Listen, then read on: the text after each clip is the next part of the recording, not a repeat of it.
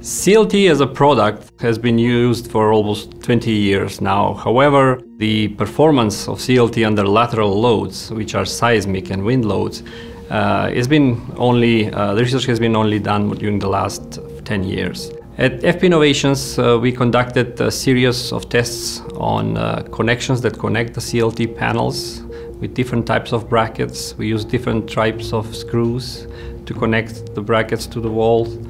And we also tested different wall configurations. Some of the connectors that are used for cross-laminated timber walls in Europe include annual ring nails. Most common in North America would be spiral nails. So we did some research to compare basically the performance of CLT walls with spiral nails and annual ring nails. And we found out that the spiral nails actually work better because the ring nails, while pulling out from the CLT wall during the testing, take chunks out of the wood. So for high seismic area, I would prefer to use spiral nails as a connector. We also tested a number of CLT walls with screws in the brackets. Slender diameter screws can be also a fastener of choice for CLT. They tend to be a little bit less ductile than spiral nails, but still provide adequate seismic performance of the wall elements. CLT walls that had brackets and hold-downs at the end of the wall, they actually exhibited the best performance from all wall configurations that we've seen. What we also found during our research is that if you have a longer CLT walls, it's better to break that walls into multiple segments by introducing half-lap joints. When you have a half-lap connection basically with the CLT panel, and then you just use screws to provide continuity of the wall panel. What we found from our research is that such walls tend to have increased ductility, and they also dissipate more of the seismic energy, and that's what we want to see during an earthquake. So introduction of these half-lap joints is highly recommended, even I would say required in the structures that are located in high seismic regions. We also did testing of walls with innovative types of screws. For example, one of them being SFS WTT screws, or any type of screw basically where the wall is held to the ceiling underneath with screws placed at 45 degrees.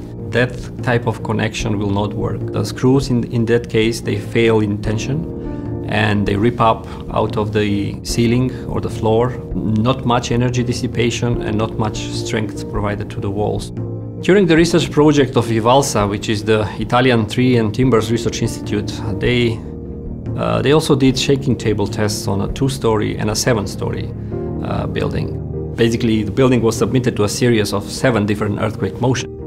And after these 7 different earthquake motions, the building stood there without any collapse, without any significant damage. There was only 8 millimeters horizontal difference between the building before the testing and after all these series of shake table tests. The main important finding from these tests is that not only CLT as a structural system was able to provide life safety for the occupants inside, but it was also able to provide minimal damage to the content inside those buildings.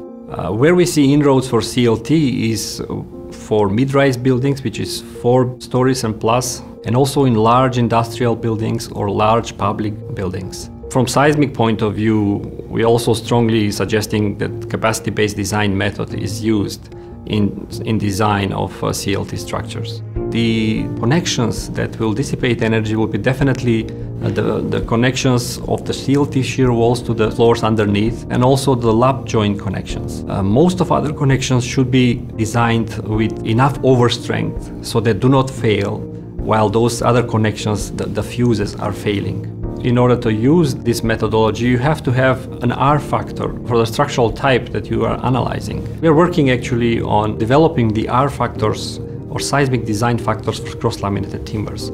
What those factors do is they are reducing the seismic design load. If your elastic design load is a certain value and you have an R factor of 5, that means that the structure can be designed with 1/5 of the force compared to a structure that will be responding as a linear elastic structure. With the R factors, we are giving credit to the structure by being able to be non-linear, flexible, and to dissipate energy. Those preliminary analyses are giving us relatively conservative values for R factors. R equals 2 is published in the CLT handbook for the United States as a preliminary factor of choice at this point for cross-laminated timber structures.